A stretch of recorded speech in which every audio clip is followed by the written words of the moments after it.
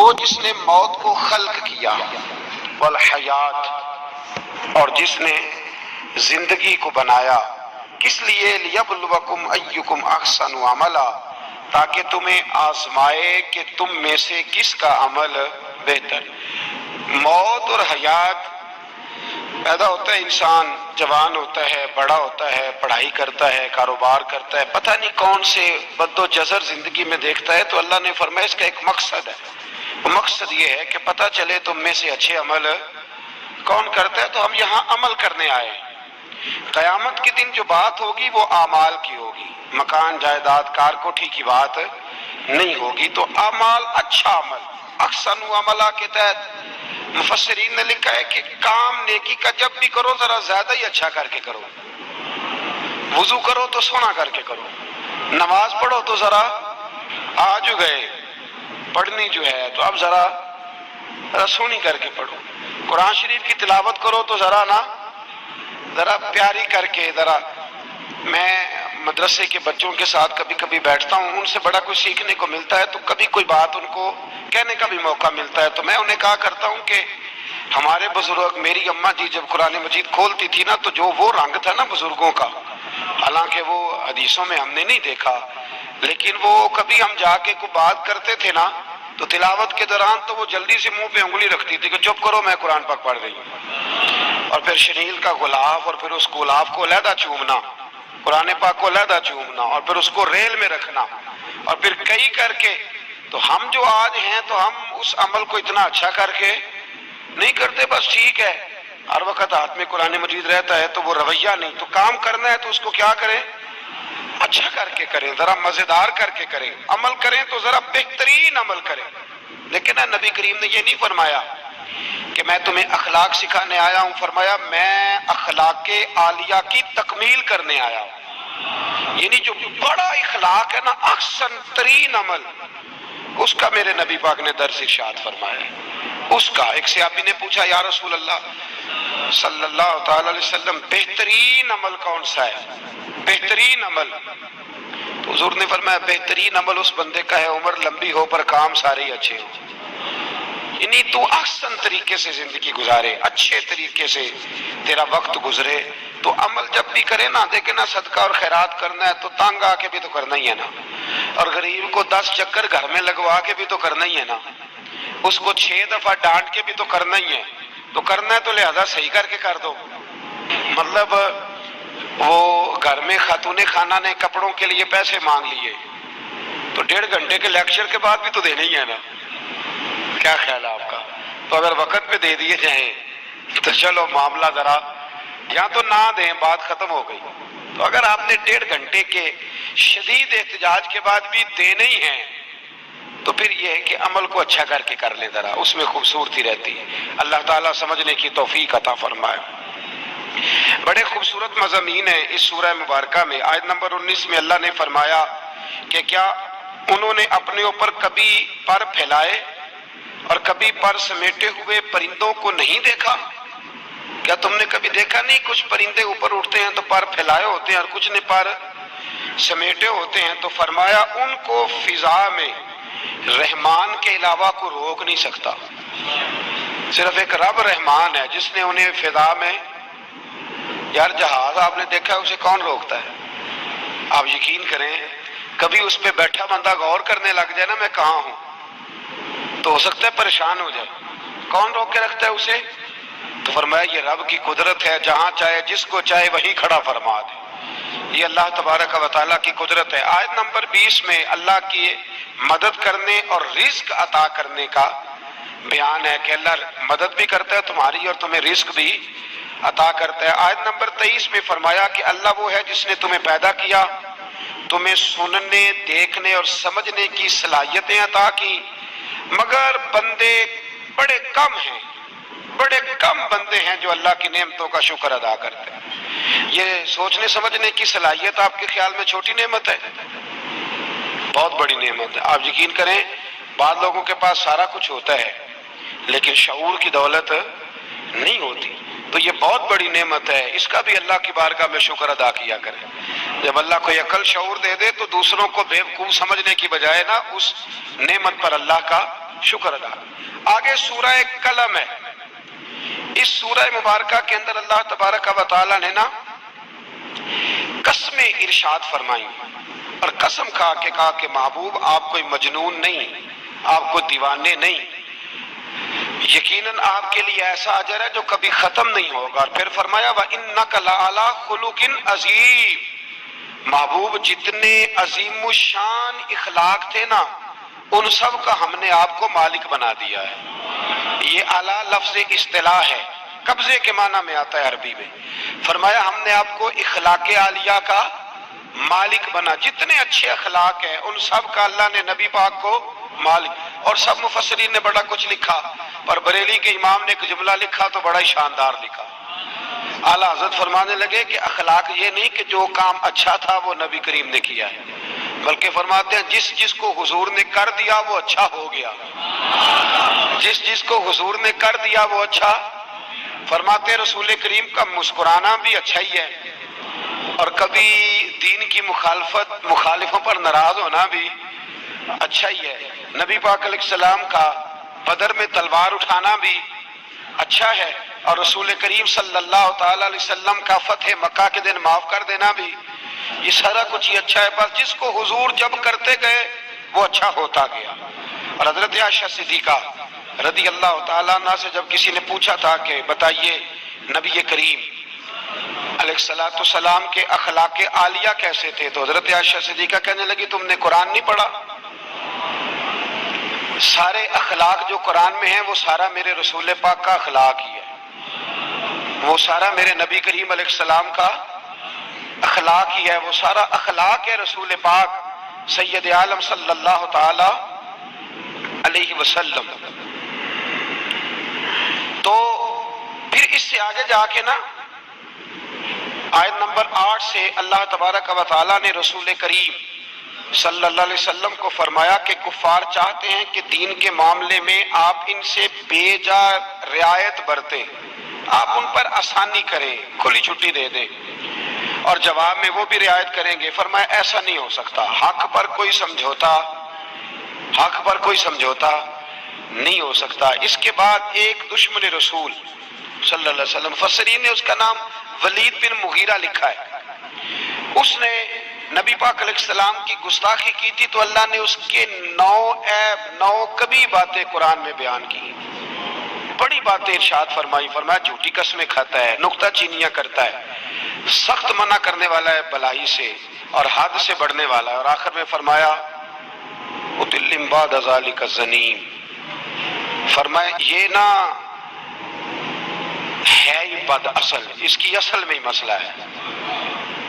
یہ کتنی سخت بات ہے، جب نبی کریم کے بے ادب کی بات ہوتی ہے تو پھر باتیں سخت ہی ہوتی ہیں۔ یہ قرآن مجید نے سخت باتیں فرمایا کہ یہ اس کی اصل میں ہی مسئلہ ہے محبوب۔ اس نے ایک بات کی تو اللہ کریم نے 9 اس کی کبھی اوصاف بیان فرمائے۔ اس لیے اعلیٰ حضرت نے کہا تھا دشمن احمد پہ شدت کیجئے، دشمن احمد پہ شدت کیجئے، ملحدوں سے کیا مربت کیجئے، شرک ٹھہرے جس میں تعظیم حبیب، اس برے مذہب پہ لعنت کیجئے، اس برے مذہب پہ لعنت کیجئے، اور جو نہ بھولا ہم غریبوں کو رضا، ذکر اس کا اپنی عادت کیجئے۔ آگے پھر سورۃ الحاقہ، اس سورہ مبارکہ کے شروع میں قیامت کے حق اور یقینی ہونے کو بیان کیا گیا ہے، پھر قوم سمود اور قوم عاد اور فرعون پر نازل ہونے والے عذاب کا ذکر ہے۔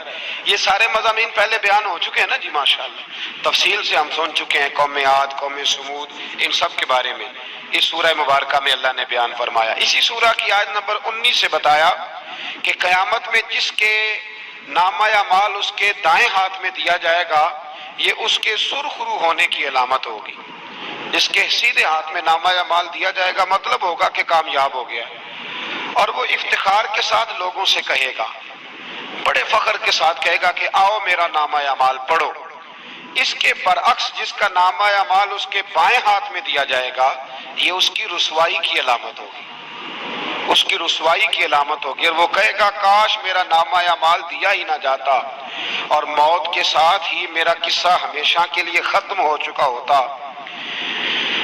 جس کا بھی نامہ اعمال سیدھے ہاتھ میں، ہمارے بزرگ فرماتے ہیں کہ سیدھے ہاتھ سے لینا دینا حضور کی سنت ہے، کوشش کریں لیں بھی سیدھے ہاتھ سے، دیں بھی، کھائیں بھی سیدھے ہاتھ سے۔ فرماتے ہیں عادت ہی سیدھے ہاتھ کی بنا لو، جب قیامت میں فرشتے نامہ اعمال دینے لگے تو عادت ہی سیدھے ہاتھ کی ہو، عادت ہی سیدھے ہاتھ کی ہو، عادت، اور سیدھے ہاتھ سے لیں، سیدھے ہاتھ سے ہی دیں۔ قیامت میں جس کا نامہ اعمال سیدھے ہاتھ میں دیا جائے گا سمجھیے وہ کامیاب ہوا۔ اور جب جس بچے کی فرسٹ پوزیشن آئی ہوتی ہے نا، وہ رزلٹ کارڈ سارے محلے کو دکھاتا ہے، اور جو فیل ہو جاتا ہے وہ ابا جی کو بھی نہیں دکھاتا، وہ کہتا ہے کہ وہ ابھی آیا نہیں، ملا نہیں۔ قیامت کے دن بھی جو کامیاب ہوں گے نا وہ دنیا کو بتائیں گے کہ اللہ نے فضل کر دیا ہے، اور جو ناکام ہوں منہ چھپاتے پھریں گے۔ اللہ ہمیں پردہ پوشی عطا فرمائے۔ پھر آگے سورۃ المعارج ہے۔ اس سورت کے شروع میں ہی عذاب قیامت کا ایک بار پھر بیان ہے کہ حشر کا ایک دن 50,000 سال کے برابر ہوگا، آسمان پگھلے ہوئے تانبے کی طرح ہو جائے گا، اور پہاڑ دھنی ہوئی رنگین اون کی طرح ہو جائیں گے، کوئی کسی کا پرسان حال نہ ہوگا۔ اس وقت مجرم یہ تمنا کریں گے کہ بیوی بھائی رشتہ دار، بیوی بھائی رشتہ دار اور تمام اہل زمین سب کو اپنا فدیہ دے کے اپنی جان چھڑا لیں، سب کو دھونس دے آگ میں لیکن اپنی جان چھڑا لیں۔ اس دن انسان کا یہ حال ہوگا۔ یہ جو کچھ لوگ، میں نے پہلے بھی کہا تھا کہ کچھ لوگ نا مذاق اڑاتے ہیں قیامت کے عذاب کا، قبر کے عذاب کا، یہ بات درست نہیں ہے۔ دیکھیں نا کہ اللہ تعالیٰ نے قرآن مجید کی واضح آیات میں عذاب کا ذکر فرمایا ہے۔ کیوں فرمایا ہے؟ کہ لوگ اس عذاب سے ڈرے، اس سے بچنے کے لیے تیاری کریں، یہ بیان فرمایا۔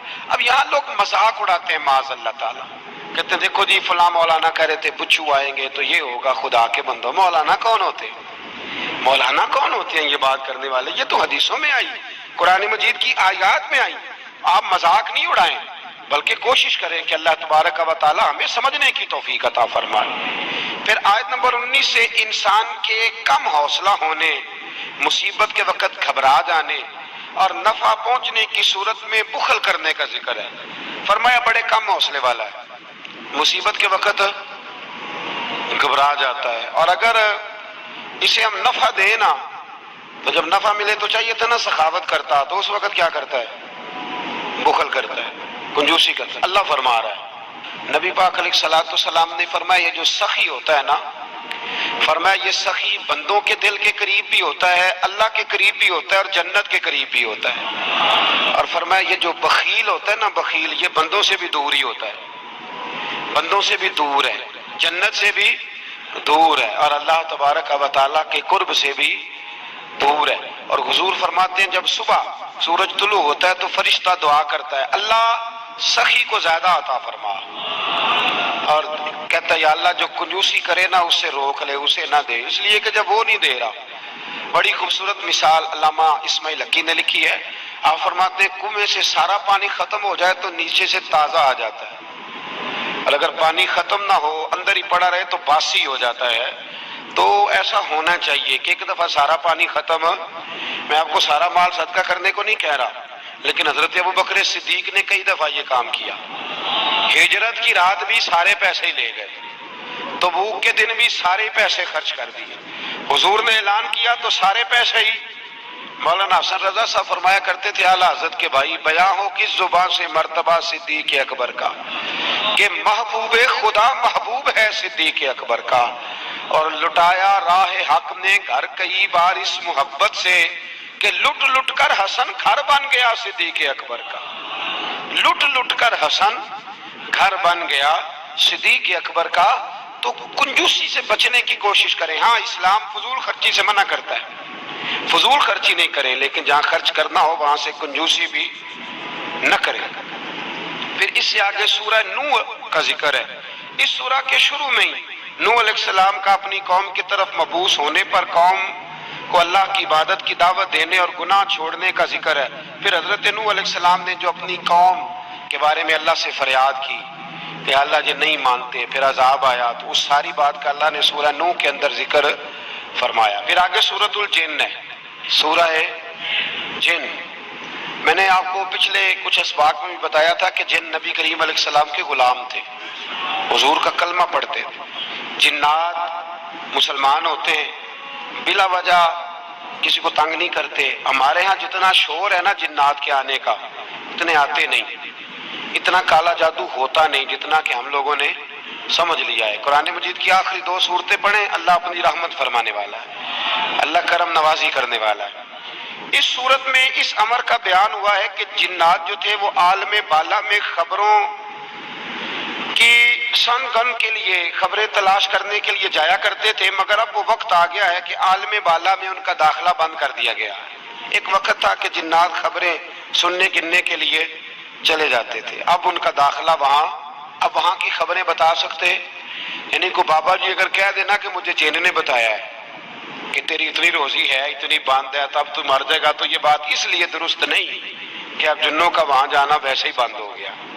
تو اب بابا جی تو آپ کو پتہ ہے نا، یہ بھی کہہ دیتے ہیں اللہ ماشاءاللہ کہ وہ چیزیں پیسے مانگتی ہیں، یعنی بڑی بڑی عجیب فلسفے کے ساتھ نا یہ وہ چیزیں پیسے مانگتی ہیں۔ تو میں نے کہا مطلب چیزوں کا پیسے مانگنا تو سمجھ میں نہیں آتا، یا پھر کوئی ایسی بات بتا دی جاتی ہے کہ جس سے وہ پیسے دینے والا ماحول بن جاتا ہے۔ تو فرمایا اب ان کا وہاں جانا بند ہے، اور جو بھی جاتا ہے محافظ ان کا راستہ روک لیتے ہیں اور آگ کے گولے ان پر برسائے جاتے ہیں اگر آسمانوں پر جانے کی جن کوشش کریں۔ جنات نے مشورہ کیا کہ پورے روئے زمین کا جائزہ لے کے دیکھیں آخر یہ سارا منظر کیوں تبدیل ہو گیا، تو ضرور کوئی بڑی تبدیلی آئی ہے۔ حضرت ابن عباس رضی اللہ تعالیٰ عنہ نے بیان کیا کہ ان کی ایک جماعت مکے کی طرف گئی اور وہاں نبی پاک علیہ السلام عکاظ کے بازار میں اپنے اصحاب کو صبح کی نماز پڑھا رہے تھے۔ انہوں نے یہ قرآن سنا اور پھر جن جا کے دوسروں کو کہنے لگے کہ ایسا قرآن سن کے آئے کہ جیسا کبھی نہیں سنا۔ تو آؤ پھر محبوب کریم کی بارگاہ میں چلتے، خود بھی مسلمان ہوئے اور اپنی قوم کو بھی اسلام کی دعوت دی۔ اس کی آیت نمبر 26 میں اللہ تبارک و تعالیٰ نے فرمایا، یہ سورہ جن جو ہے نا اس کی آیت نمبر 26، اللہ کریم نے ارشاد فرمایا عالم الغیب فلا یظہر علی غیبہ احدا، فرمایا غیب کا جاننے والا اپنے غیب پر کسی کو مطلع نہیں کرتا، غیب کا جاننے والا آگاہ نہیں کرتا اپنے غیب پر کسی کو بھی۔ آگے فرمایا الا من ارتضی من رسول، لیکن اپنے رسولوں میں سے جس کو پسند کرتا ہے اس کام کے لیے چن لیتا ہے۔ کسی عام بندے کو غیب پر مطلع، یہ آیت نمبر 26 میں نے کتنی دفعہ یاد کرائی آپ کو؟ تو بھئی عقائد جو ہوتے ہیں وہ جب سے ہم قرآن مجید پڑھ رہے ہیں جگہ جگہ عقائد آئے ہیں اہل سنت کے، جگہ جگہ آئے ہیں۔ تو آپ سمجھے نا کہ یہ عقیدہ جو ہوتا ہے یہ شعر سے ثابت نہیں ہوتا، یہ قرآن حدیث سے ثابت ہوتا ہے۔ شعر تو ایک ذوق کا نام ہے۔ تو فرمایا عام آدمی کو اللہ غیب پر اطلاع نہیں دیتا، پر اپنے رسولوں میں سے جس کو چاہتا ہے اس کام کے لیے چن لیتا ہے۔ تو بتائیے نبی پاک سے بڑھ کے بھی اللہ کسی کو چاہتا ہے؟ حضور نے فرمایا خبردار ہو جاؤ، اس نے مجھے اپنا محبوب بنایا ہے۔ الا وانا حبیب اللہ، خبردار میں اللہ کا حبیب بن کے آیا ہوں۔ تو علم غیب اللہ نے اپنے رسول کو دیا اور اس کی برکت سے نبی کریم علیہ السلام نے دین کا بہت سارا کام کیا۔ حبیب کریم علیہ السلام نے بہت ساری باتیں، اور بہت سارے ایسے لوگ ہیں جو صرف حضور کا غیب دیکھ کے ایمان لائے، یعنی ایمان ہی غیب دیکھ کے لائے۔ خود حضرت عباس نبی کریم کے چچا، وہ جب بدر کے لیے آنے لگے نا، وہ آنا اس وقت بھی نہیں چاہ رہے تھے، پر قبیلے اور برادری نے مجبور کر کے انہیں ساتھ تیار کیا۔ وہ آئے نا تو جو گھر میں سونا پڑا تھا نا وہ ایک جگہ پہ چھوڑ آئے۔ اپنی بیوی کو کہنے لگے کہ میں آ گیا تو نکال لوں گا، اور اگر میں قتل کر دیا گیا تو تو نا نکال کے بچوں پہ خرچ کر دینا۔ تو نبی پاک علیہ السلام کے پاس جب یہ قیدی ہو کے آئے تو حضور نے فرمایا چچا فدیہ دو، اتنے پیسے دو چلے جاؤ۔ تو کہنے لگے میرے پاس تو شے ہی کوئی نہیں۔ وہ جو 15 دن عمرے والے وہاں رہتے ہیں نا، وہ 2.5 من کی شاپنگ کر لیتے ہیں، اور جب کسٹم والا کہتا ہے پیسے دو تو تازہ عمرہ کیا ہوتا ہے، کہتے شے ہی کوئی نہیں، یہ ظلم ہے، تازہ عمرہ کیا ابھی آئے ہیں۔ ہاں جی، تو مطلب اتنی وہ خستہ حالی ہو جاتی ہے۔ یہ میں پریکٹیکل بتا رہا ہوں اللہ کے فضل سے۔ ایک سے میں نے کہا تو مجھ سے لے لے، کہتا چپ کرو تسی کو بچ بول دے۔ میں نے کہا مجھ سے لے لو دے دینا، کہتے چھڈو بھائی چھوڑیں، آپ کیوں غلط بات کرتے ہیں؟ تو بہت سارے بندے ہوتے ہیں جو کہتے ہیں شے ہی کوئی نہیں، بالکل کوئی شے نہیں، ہاں کوئی پلاٹ سستا بک رہا ہو تو پیسے نکل آتے ہیں، پھر کہتے ہیں میں پھڑے نہیں کسی کو، لو بھائی کو کھا جائے گا، چلے ٹھیک ہے آپ چھپائیں اپنی دولت کو، لیکن ان لفظوں کے ساتھ ناشکری کرنا کہ شے ہی کوئی نہیں، یہ معاملہ درست ہے۔ تو حضرت عباس نے بھی نا نبی کریم کی بارگاہ میں عرض کیا حضور کوئی شے نہیں، کہاں سے دوں؟ تو حضور مسکرائے، حضور نے فرمایا چاچا جب گھر سے نکلنے لگے تھے تو وہ اکیلے میں میری چچی کو بلا کے جو پیسے دے کے آئے تھے، اور وہ اس کو کہہ کے آئے تھے کہ میں آ گیا تو میں تمہیں بتاؤں گا کیا کرنا ہے، نہ آیا تو پھر نکال کے بچوں پہ خرچ کر دینا۔ یہ سن کر حضرت عباس پہ راشا ہوا طاری، یہ سن کر حضرت حفیظ جلندری کہتے ہیں یہ سن کر حضرت عباس پہ راشا ہوا طاری کہ پیغمبر تو رکھتا ہے دلوں کی بھی خبرداری۔ خیال آیا مسلمان نیک و بد پہچان جاتے ہیں اور محمد آدمی کے دل کی باتیں جان جاتے ہیں، محمد آدمی کے دل کی باتیں جان جاتے ہیں، اور کوئی غیب تم سے نہا ہو بھلا جب خدا ہی نہ چھپا رہا، تم پر کروڑوں درود و سلام جب خدا ہی نہ چھپا رہا۔ کتنی عجیب بات ہے، یہاں بھی لوگ ترازو لے کے بیٹھے ہیں۔ اقبال سے کسی نے کہا کہ دو علماء کی بحث ہے، کہتا ہے حضور کو غیب نہیں، دوسرا کہتا ہے آؤ چلیں۔ تو اقبال کہنے لگے مجھے شرم نہ آئے گی میں وہاں چلا جاؤں جہاں لوگ میرے نبی کا علم تولنے کے لیے ترازو لے کے بیٹھے ہیں، حضور کا علم تول رہے ہو؟ اقبال کہنے لگے میرے نبی کے تو غلاموں کا علم نہیں تولا جا سکتا، تم حضور کے علم کی بات کرتے ہو؟ یہ تھوڑا سوچ سمجھ کے بات کرنی چاہیے، اور نص قطعی ہے قرآن پاک کی۔ ایک دن سجا لیا تھا میرے نبی پاک نے ممبر، فرمایا پوچھ لو پھر جو پوچھتا ہے پوچھو۔ تو حضرت عمر جیسے لوگ اٹھ کے کھڑے ہو گئے، کہا یا رسول اللہ ہم اللہ کے رب ہونے پہ راضی ہیں، آپ کے رسول ہونے پہ راضی ہیں، اسلام کے دین ہونے پہ حضور ہم بڑے راضی ہیں، ہم بڑے راضی ہیں۔ اس لیے یہ تو ایسا مسئلہ ہے کہ اس مسئلے کو دیکھ دیکھ کے لوگ مسلمان ہوئے۔ تو حضرت عباس کو جب حضور نے ساری بات بتائی نا تو حضرت عباس کہنے لگے فدیہ مرضی کا لے لینا پر پہلے مجھے کلمہ پڑھاؤ۔ کہا کیوں؟ فرمایا مجھے سمجھ آ گئی ہے، وہ بات میرے اور میری بیوی کے علاوہ کسی کو پتہ ہی نہیں، اگر آپ کو پتہ چلی ہے تو یقیناً آپ کو کوئی بتانے والا ہے، تو وہ جو آپ کو بتانے والا ہے نا وہی رب العالمین ہے۔ تو حضور کا تو غیب دیکھ کے دنیا کلمہ پڑھ جاتی تھی۔ اس پر بڑی تفصیل سے میں نے ایک دفعہ بات کی تھی، موقع ملا تو وہ ساری روایات ایک جگہ کسی وقت جمع کریں گے انشاءاللہ تعالی، اور آپ کو عرض کریں گے کہ وہ کیا خوبصورت ماجرا ہے۔ اور اب تو الحمدللہ ایک اور آسانی بھی ہو گئی ہے، میری باتیں کوئی اس قابل تو نہیں تھی لیکن چونکہ اللہ رسول کے فرامین تھے تو ایک دوست نے لکھنی شروع کر دی، انشاءاللہ جلدی چھپ بھی جائیں گے۔ تو عرض کرنے کا مقصد یہ ہے کہ یہ چیزیں آئیں گی اور آپ کو بتائیں گے کہ اللہ نے اپنے محبوب کریم کو کس طرح غیب کے خزانوں کی کنجیاں عطا فرمائی ہوئی۔ تو اس سے آگے پھر سورہ مزمل شروع ہوتی ہے، سبحان اللہ، سورہ یا ایھا المزمل، کہا او چادر اوڑھنے والے محبوب، قم اللیل الا قلیلا، ساری رات نہ بیدار رہا کر، تھوڑا آرام بھی کر لیا کر، تھوڑا سا کیا کہا حضرت نے، خدا کی رضا چاہتے ہیں دو عالم، خدا چاہتا ہے رضا۔ اور درویش کہتے ہیں رب آکھیا سونے محبوبہ تیرے سو سو ناز اٹھانا ہاں، لوکی میریاں قسماں چاندے نے میں تیریاں قسماں چاہنا۔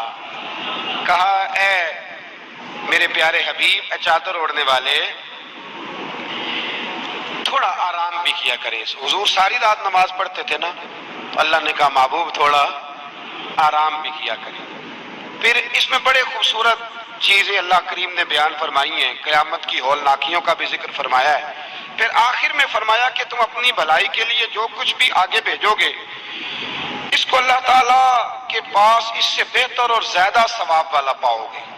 یعنی اس کا معنی یہ بھی ہو سکتا ہے کہ اپنی سوچ سے زیادہ تم ثواب پاؤ گے جو چیز آخرت کے لیے تم بھیجو گے۔ اور اللہ سے مغفرت طلب کرتے رہو، بے شک اللہ بہت مغفرت فرمانے والا اور بے حد رحم کرنے والا ہے۔ پھر اس سے آگے سورہ مدثر ہے، مزمل کے فوراً بعد سورہ مدثر۔ اس سورہ مبارکہ میں بڑا خوبصورت انداز ہے، یا ایھا المدثر، اے چادر اوڑھنے والے، قم فانذر، اٹھیے اور لوگوں کو ڈرائیے، اٹھیے آپ پیغام دیجیے، اٹھیے لوگوں کو ڈرائیے، اٹھ باندھ کمر کیوں ڈرتا ہے، پھر دیکھ خدا کیا کرتا ہے۔ آپ اٹھیے۔ اس صورت میں اللہ تعالیٰ نے آپ کو شان محبوبی کے ساتھ خطاب کرتے ہوئے فرمایا ہے، چادر اوڑھنے والے اٹھیے اور لوگوں کو اللہ کے عذاب سے ڈرائیے اور اپنے رب کی کبریائی کا اعلان فرمائیے، بتائیے کہ آپ کا رب کتنا بڑا ہے۔ آیت نمبر 42 میں فرمایا جہنمیوں سے پوچھا جائے گا تمہارے جہنم میں جانے کا سبب کیا بنا۔ یہ سورہ مدثر کی آیت نمبر 42 چلو بتا لیا آخری نے، آیت نمبر 42 جہنمیوں سے پوچھا جائے گا جہنم میں آئے ہو تو سبب کیا بنا، تو وہ پہلا سبب بتائیں گے کہ ہم نماز پڑھنے والوں میں سے نہ تھے۔ پہلا سبب دوزخ میں جانے کا نماز نہ پڑھنا ہے۔ رمضان کے بعد بھی پڑھیں گے انشاءاللہ، اور عید والے دن بھی پوری 5 پڑھنی ہے انشاءاللہ، پوری 5۔ یہ نئے کپڑے لوگوں کو بعد میں دکھانا، پہلے سویرے پہن کے نا رب کی بارگاہ میں جاؤ، سویرے پہن کے نا۔ علامہ عبدالستار خان نیازی، علامہ نیازی، میں جب ان کے مزار پہ جاتا ہوں نا میاں والی جانے کا جب موقع ملتا ہے تو میں نہ کھڑا ہوتا ہوں، آپ یقین کریں اس بندے کی قبر پہ کھڑے ہو کے بھی جذبہ ہی ملتا ہے۔ کیا بندہ تھا وہ، نا پگڑی باندھتے تھے بڑی، ہمارے بریلی شریف کے بزرگ بھی نا وہ پگڑی باندھتے شملے والی۔ چلے آج بات آ گیا تو اس کی بھی میں حکمت بتا دوں، وہاں نا سکھ بھی پگڑی باندھتے تو کپڑا بھی اکثر ایک جیسا ہی ان کے لیے آتا تو مسلمان بھی خرید لیتے تھے، تو وہ سکھ جو ہوتا ہے نا وہ شملہ نہیں نکالتا، تو اس سے فرق کرنے کے لیے وہاں کے مشائخ نے نا شملہ نکالنا شروع کیا۔ تو میں شادی باندھا کرتا تھا تو ایک دفعہ مجھے حضرت مفتی تحسین رضا صاحب رحمۃ اللہ تعالیٰ علیہ فرمانے لگے شملے والی باندھا کرو، تو میں نے کہا حضور اب چھوٹے لوگوں کو تو اچھی نہیں نہ لگتی، تو فرمانے لگے لوگوں کو تھوڑی دکھانی ہے، یہ تو رسول اللہ کی سنت ہے، تو آپ شملے والی باندھے جب ہم جو کہہ رہے ہیں۔ تو میں بھی اکثر وہ پگڑی باندھتا ہوں اور کبھی بہت بڑی باندھتے تھے، تو علامہ نیازی پگڑی باندھتے تھے تو جن لوگوں نے دیکھا بڑی اونچی ہوتی تھی، وہ بڑی اونچی پگڑی اور ہاتھ میں چھڑی ہوتی تھی، اور کبھی وہ تقریر کرتے تھے تو زمین پہ لگاتے تھے تو پتہ چلتا تھا کہ مرد بات کر رہا ہے۔ اور علامہ اقبال کے ڈائریکٹ شاگرد تھے علامہ عبدالستار نیازی، شاگرد۔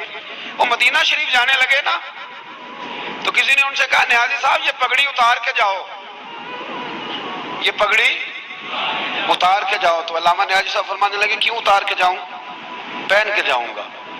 جب حضور کی بارگاہ میں نیازی کا سر جھکے گا تو شملہ بھی جھکے گا، اور دنیا کو پتہ چلے گا جس کا سر کبھی کہیں نہیں نہ جھکتا اس روضے پہ آ کے اس کی گردن بھی جھک جایا کرتی، اس لیے ساتھ لے کے جانی ہے پگڑی تاکہ لوگوں کو پتہ چلے۔ تو آپ نئے کپڑے پہن کے نا کبھی سج سنور کے مسجد بھی جایا کریں، خوبصورت ہو کے۔ قرآن مجید نے کہا غالباً 9ویں پارے میں ہے کہ نماز کے وقت زینت اختیار کرو، اچھے بن کے۔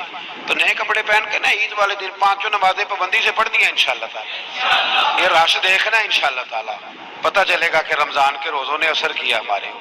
تو جہنمیوں سے پوچھا جائے گا دوزخ میں آنے کا سبب کیا بنا، تو کہیں گے ہم نماز پڑھنے والوں میں سے نہ تھے، اور دوسری بات یہ کہیں گے کہ ہم مسکین کو کھانا نہیں کھلاتے تھے۔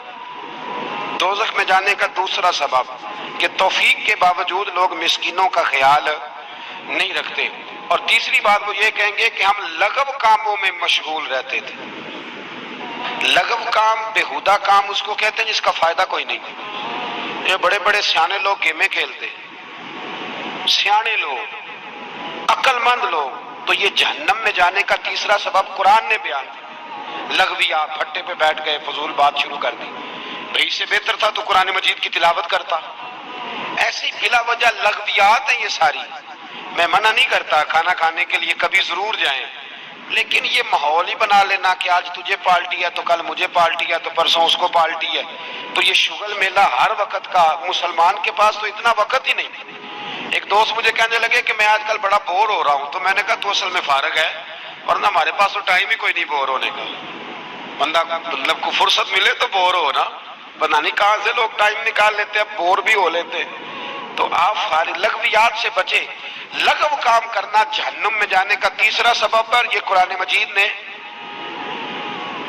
اس سورہ مبارکہ کی آیت نمبر 42 میں ارشاد فرمایا۔ اور چوتھے نمبر پر کہیں گے ہم قیامت کے دن کو جھٹلاتے تھے کہ موت ہمارے سر پہ آ گئی۔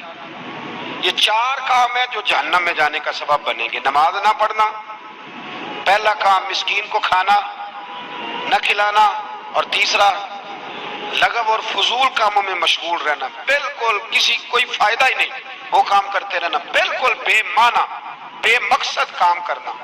اور چوتھے نمبر پہ کہیں گے کہ ہم قیامت کے دن کو، آج بھی کچھ لوگ کہہ دیتے ہیں کہ مریں گے تو دیکھی جائے گی، مثلا کیا دیکھ لیں گے آپ؟ اتنی بڑی جرت، اتنی بڑی، اللہ تعالی ہمیں سمجھنے کی توفیق عطا فرمائے۔ سورۃ القیامہ شروع ہو جاتی ہے جی اس سے آگے۔ اس سورہ مبارکہ کے اندر اللہ تبارک و تعالی نے ان لوگوں کے بارے میں جو آخرت کے منکر ہیں، اللہ تعالیٰ نے قسم ذکر فرما کے ارشاد فرمایا، کیا انسان نے یہ گمان کر رکھا ہے کہ ہم مرنے کے بعد اس کی ہڈیوں کو جمع نہیں کریں گے؟ کیوں نہیں؟ ہم اس بات پر قادر ہیں کہ ان کی انگلیوں کے پورے جیسے پہلے تھے ویسے ہی بنا دیں گے، یعنی انگلیاں تک تمہاری جمع کر لی جائیں گی، انگلیاں تک۔ قیامت کے دن تمہیں کسی کی قبر کھلی تو اس کو دیکھا کہ ہڈیوں کا پنجر بن گیا، لیکن اللہ اسے بھی قیامت میں جمع فرمائے گا دوبارہ سے۔ اور وہ مثال میں تیسرے چوتھے پارے میں دے چکا ہوں، جب حضرت ابراہیم علیہ السلام نے جانوروں کا پرندوں کا کیما کر کے رکھا تھا اور کہا پکاریے، تو وہ سارے اپنے پروں پر دوڑتے ہوئے حاضر ہو گئے تھے۔ آگے سورہ دہر شروع ہوتی ہے، سورہ دہر، یہ 29واں پارہ ہے، اور اس میں صورتیں اگرچہ چھوٹی چھوٹی ہیں پر کیا بات ہے سب صورتوں کی، ہر سورہ مبارکہ بڑی اپنے اندر امتیازی شان رکھتی ہے۔ سورہ دہر میں فرمایا حل اتی علی الانسان حین من الدہر لم یکن شیئا مذکورا، فرمایا بے شک گزرا ہے انسان پر زمانہ ایک ایسا کہ جب وہ کوئی قابل ذکر چیز نہیں تھا۔ ایک وقت تھا کہ جب کوئی اس کا ذکر تھا کہ نہیں، وہ وقت بھی جب نہ نام تھا نہ ولدیت تھی۔ پھر دنیا میں آ کے لوگ سمجھتے ہیں کہ میں اٹھتا ہوں تو زمانہ اٹھتا ہے، میں بیٹھتا ہوں تو زمانہ میری وجہ سے نظام چلتا ہے۔ تو اللہ فرماتا ہے حین من الدہر لم یکن شیئا مذکورا، تیرا تو ذکر ہی کوئی نہیں تھا، تو جانتا ہی کوئی نہیں تھا، یہ تو رب نے تجھے پیدا کیا ہے۔ تو اب تو سمجھتا ہے کہ میں کوئی چیز ہوں۔ بڑے بڑے لوگوں کی قبروں پہ جاؤ، کوئی پوچھنے والا نہیں، کوئی نہیں۔ وہ جو کہہ دیتے تھے تو قانون بنتا تھا، قانون جن کے سائن کرنے سے لوگ پھانسی سے بچ بھی جاتے تھے اور پھانسی لگ بھی جاتے تھے، آج ان کا جاننے پہچاننے والا کوئی نہیں۔ تو انسان نا بھول جاتا ہے، بھول جاتا ہے۔